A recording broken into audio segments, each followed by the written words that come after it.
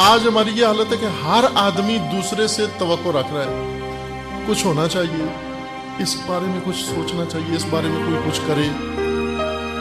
अपाज लोगों की तरह, उन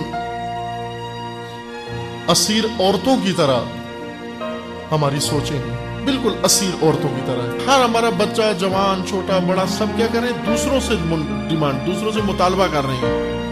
इन हालात के बारे में क्या होना चाहिए, इन हालात के बारे में ये होना चाहिए, इन हालात के बारे में कोई कुछ करे। कौन कुछ करे? कौन करे?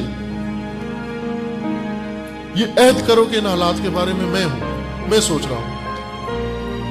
हर इंसान के अंदर ये फिक्र पैदा हो। जब तक हम दूसरों से तवक्कुआत बांधे रखेंगे, जब तक हम ये उम्मीदें लगा के रखेंगे कोई हमें आकर तहफ़्फ़ुज़ देगा, उस वक्त तक कोई नहीं बचा सकता। लेकिन जिस वक्त अल्लाह पे भरोसा करके ये ऐद कर लिया कि मैं खुद बचाऊंगा अपने को भी दूसरों को भी, उस दिन देखें इंशाअल्लाह आप न सिर्फ तशय्यो को बचाएंगे बल्कि अहले सुन्नत को भी बचाएंगे। पाकिस्तान में इस फौज और पुलिस को भी हिफाजत करेंगे, इस ममलिकत की भी हिफाजत करेंगे। ये ममलिकत भी आपकी मोहताज है, ये फौज और पुलिस भी आपकी मोहताज है कि इसकी हिफाजत करें आप।